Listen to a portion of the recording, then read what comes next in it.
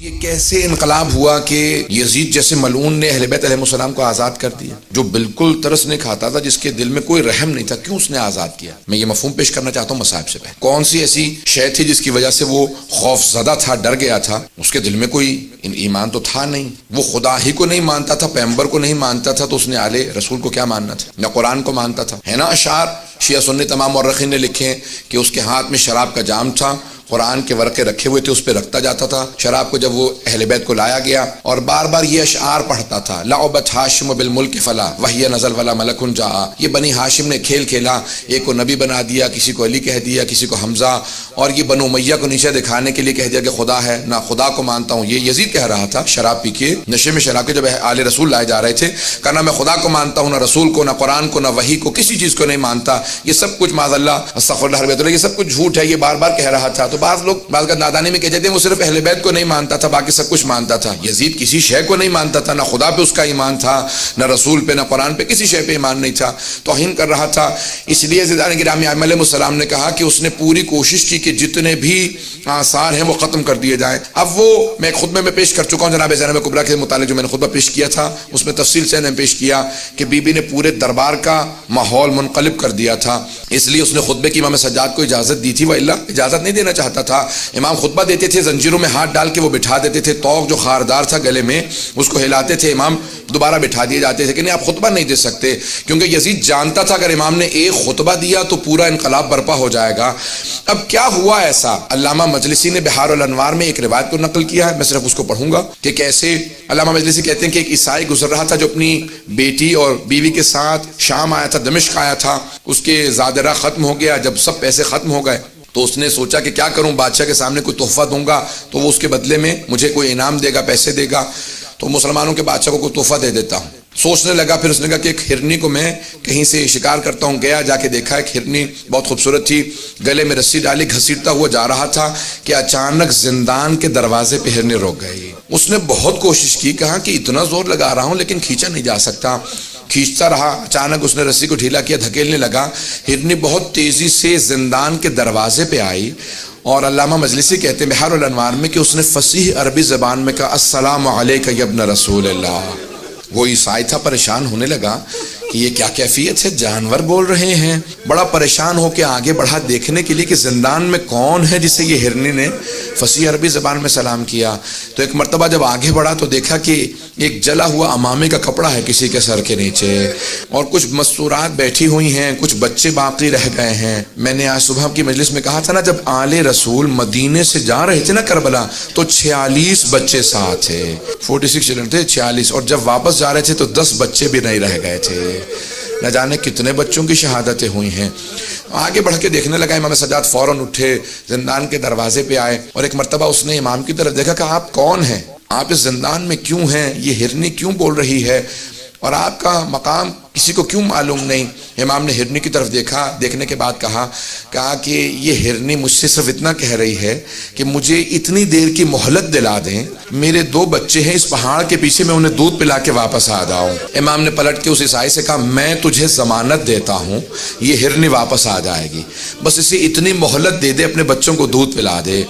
اس نے فوراً اس ہرنی کو آزاد کر دیا، کہ میں نے آپ کی وجہ سے اسے آزاد کر دیا، یہ ہرنی آپ سے مہلت مانگ رہی ہے، یہ آپ کو کیسے معلوم؟ امام نے کیسے آزاد کر دے، میں حجت خدا ہوں۔ کہا آپ کون ہیں؟ کہا تو نے مسلمانوں کے آخر نبی جو ہیں، نبی آخر زمان، ان کا نام سن رکھا ہے؟ کہا ہاں، محمد مصطفیٰ۔ کہا کہ ان کے 2 نواسے تھے، حسن و حسین، میں حسین کا بیٹا ہوں۔ اب وہ تڑپنے لگا، کہا یہ سارے مسلمان ہیں اس شہر کے اندر، اور ان میں سے کوئی بھی آپ کی حرمت کو نہیں جانتا، کوئی آپ کے مقام و عظمت کو نہیں سمجھتا۔ ایک مرتبہ اس نے گھروں پہ جانا شروع کیا، دروازوں پہ دستک دینا شروع کی، مسلمانوں باہر آ جاؤ، یہ تمہارے نبی کی ذریت ہے جو قید خانے میں، یہ آل نبی ہیں جو تمہارے قید خانوں میں ہیں۔ مسلمان باہر نکلتے، وہ ایک مرتبہ آ کے پوچھنے لگا یہ مستورات کون ہیں؟ کہ یہ نبی کی نواسیاں ہیں، یہ علی کی بیٹیاں ہیں۔ جب اس نے زیادہ شور مچایا تو یزید کے جو سپاہی تھے انہوں نے اس کو گرفتار کر لیا۔ علامہ مجلسی کہتے ہیں کہ انہوں نے اس کا سر قلم کیا، اسے مار دیا، اور جا کے مدینے سے، دمشق سے باہر اس کو پھینک دیا یا دفنا دیا قبر کے اندر۔ جب دفنا دیا تو اس کی بیٹی نے اور اس کی بیوی نے سنا کہ ہمارے شوہر کو کسی قیدی کی وجہ سے مار دیا گیا ہے۔ وہ فوراً تلاش کرتی ہوئی دمشق کے باہر اسی قید خانے کے سامنے کھڑی ہوئی کہا کہ آپ کون ہیں؟ امام سجاد سمجھ گئے، کیا بات ہے؟ کہ ہمارا ایک ہی سہارا تھا وہ بھی آپ نے چھین لیا۔ امام نے ایک مرتبہ اعجاز سے زندان کے دروازے کھلے، کہا میرے ساتھ چل، اور امام اس مقام پہ پہنچے جہاں پہ قبر تھی، کہا پروردگارہ میری مظلومیت کا واسطہ۔ ایک مرتبہ قبر کھلی، وہ باہر اٹھا، امام کی قدموں میں گرا، کہا میں آپ پہ ایمان لے کے آتا ہوں، میں گواہی دیتا ہوں آپ حجت خدا ہیں۔ امام نے کہا واپس چلا جا، تیری زوجہ اور تیری بیٹی بہت پریشان تھے۔ جب جانے لگے تو امام نے خاتون سے کہا کہ ہم سہارے چھینتے نہیں ہیں، ہم سہارے عطا کرتے ہیں۔ بس اس کے بعد ایک مرتبہ ایسا ماحول بنا، ہر دمشق کے گھر کے اندر باتیں ہونے لگی کہ کوئی یہ قیدی یہاں آل رسول ہیں، وہ عیسائی کہہ کے گیا تھا۔ اب ہر جگہ پہ جب باتیں ہونے لگی یزید کے خلاف، سب لوگ گفتگو چیمیں گوئیاں کرنے لگے کہ یزید نے آل رسول کو قیدی بنا رکھا ہے۔ تو یزید نے کہا ان کو یہاں سے بھیج دو، واپس مدینے چلے جائیں، اب یہ میرے خلاف کچھ نہیں کر سکتے، یہ بیویاں ختم ہو چکی ہیں، ان کو قید کے اندر اتنی مسلسل سختیاں آئی ہیں کہ یہ میرے خلاف کچھ نہیں کر سکتے۔ ایک مرتبہ اس نے کہا کہ میں آپ کو آزاد کرنا چاہتا ہوں، میں آپ سے سوال کروں، اگر کسی دو گروہوں میں جنگ ہو، شرائط وہ رکھتا ہے جو جیتتا ہے، شرائط وہی رکھتا ہے جو جیتتا ہے۔ تو ایک مرتبہ یزید نے کہا میں آپ کو آزاد کرتا ہوں۔ امام سجاد نے کہا ہماری کچھ شرائط ہیں، شرائط پوری کر دے ہم واپس چلے جائیں گے۔ کہا کیا شرائط ہے؟ کہ پہلی شرط ہے شہداء کے سروں کو واپس کر دے، دوسری شرط یہ ہے کہ جو تبرکات لوٹے تھے تبرکات کو لوٹا دے، اور تیسری شرط یہ ہے کہ ہمیں یہاں پہ رونے کے لیے ایک مکان دے دے، ہم اب تک کھل کے رو نہیں سکے ہیں۔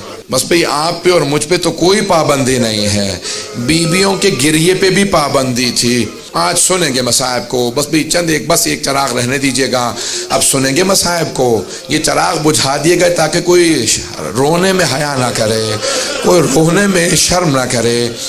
لیکن پھر بھی کچھ دیر بعد یہ چراغ جلا دیے جائیں گے، ہمیشہ تاریکی نہیں رہے گی۔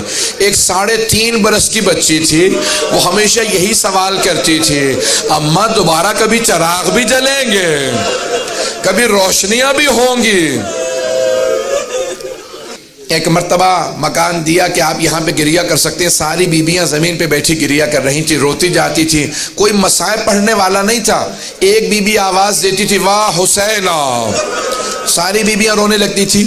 جب خاموش ہوتی دوسری بیوی کہتی واہ عباسہ، پھر جب خاموش ہوتی کوئی بیوی کہتی واہ علی اکبرہ، پھر کوئی کہتی واہ علی اصغرہ، واہ قاسمہ۔ بس شہداء کے نام آتے تھے، مصائب ذہن میں آ جاتے تھے۔ کسی کا لاشا پامال ہوا ذہن میں آتا تھا، کسی کے چھوٹے سے لاشے کے گلے میں تیر لگنے کے مصائب ذہن میں آتے تھے۔